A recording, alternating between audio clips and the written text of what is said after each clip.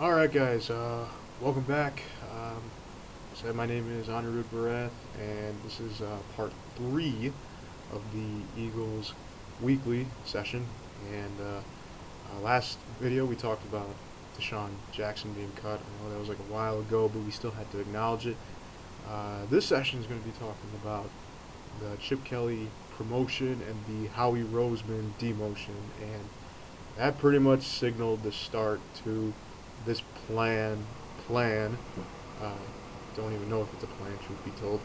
The plan that Chip Kelly is devising, and whether it's to get Mariota, whether it's to get his guys that fit his culture and his scheme, whether it's just to flat out trade Nick, get rid of Nick Foles and get rid of LaShawn McCoy, abuse his power, whatever the case may be.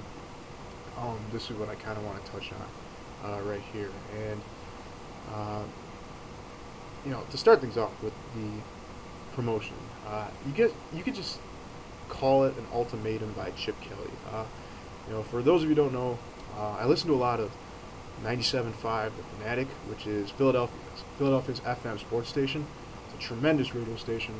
A lot of the sports talk radio hosts, they know exactly what they're talking about.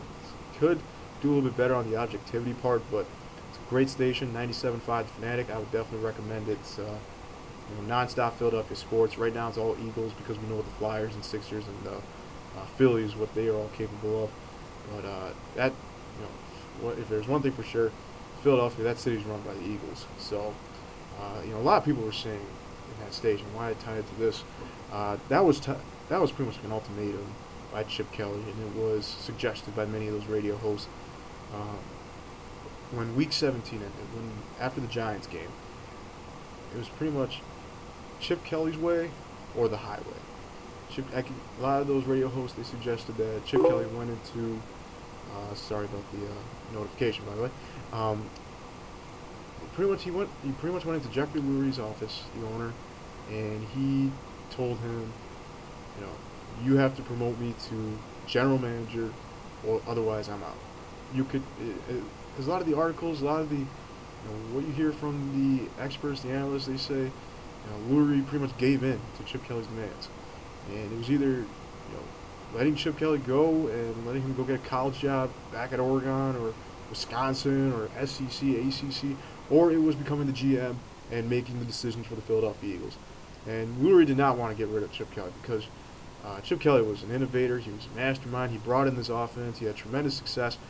And so Lurie just, this was like his prized possession. He couldn't just let him walk.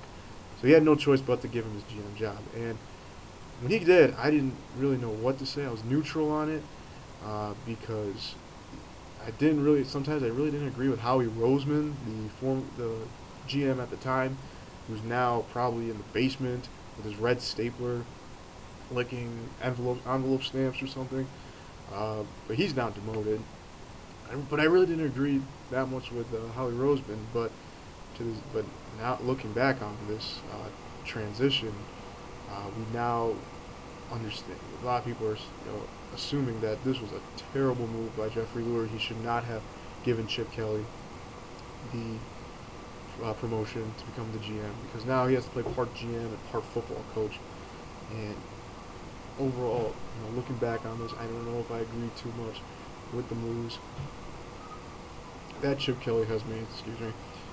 But at the time, I was pretty neutral on it because Chip Kelly's this is Chip Kelly's third year, and he's already getting a GM position. There's only two other coaches in the NFL that have this type of position, but both are already proven. One is Bill Belichick, the other one is Pete Carroll.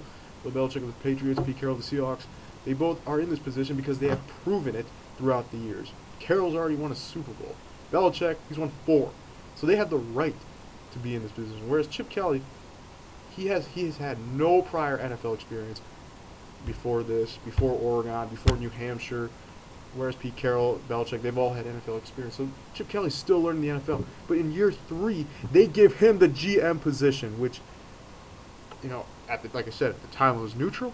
But at this point, I'm just freaking infuriated by it because he's abused that power. He hasn't made the right moves, at least for now, from what we can speculate, from what we have seen, and from what this team is looking at this present moment, he has not made the right moves. When you trade away arguably your franchise player, which is something I'll get into later, and then obviously you cut Deshaun the year before, and now with this whole Nick Foles trade, which is something I'll get into later, there's got to be some questioning, and we know the NFL's questioning on it. We know, you know, I'm questioning it. The fans, and most importantly, the fans of the Philadelphia Eagles, they're questioning this. So overall, I do not agree with. At this point, I do not agree with this. Initially, I was neutral, but now I do not. And right now it's either Chip Kelly, you better get it straightened out, or you have to leave, or you're going to be fired. And this is going to be a lot sooner than later. If you just stuck with football, he probably would have been, maybe he would have had like an extra year or two. But now he's on thin ice. This is make or break for him. Not a lot of coaches go 10-6 2 years, and then maybe have one bad year, and then get fired right after that bad year. Whereas Chip Kelly, if he just stuck with football and didn't make all these egregious moves, and even if they went like 8-8 or 9-7, he still would have had a fourth year. I guarantee it. But now, if he doesn't succeed, because this is his team, he's being accountable. He is held accountable. He hired Ed Manowitz as the director of player personnel. I don't really pay attention to like those guys, like the Joe Banners, the Ed Manowitz, the Tom Gambles. Tom Gamble, by the way, was Chip Kelly's guy.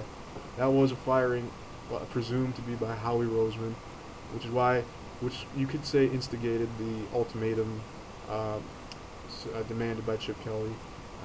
He pretty much stormed into Lurie's office and he told him, Howie Roseman fired my man Tom Gamble. Now, you got to give me this GM job because I want it. Because I don't agree with Howie Roseman. I don't see eye and eye with him. I can't coexist with him. I have to be the decision maker here. So Jeffrey Lurie gave in. Chip Kelly became the GM. Hired Ed Manowitz. Like I said, I don't really pay attention to them, but they are an integral part of the scouting process, of the building process. And Chip Kelly, he's already riding on thin ice for the recent moves he's made, which I'll definitely talk about in the ensuing sessions or in the ensuing segments.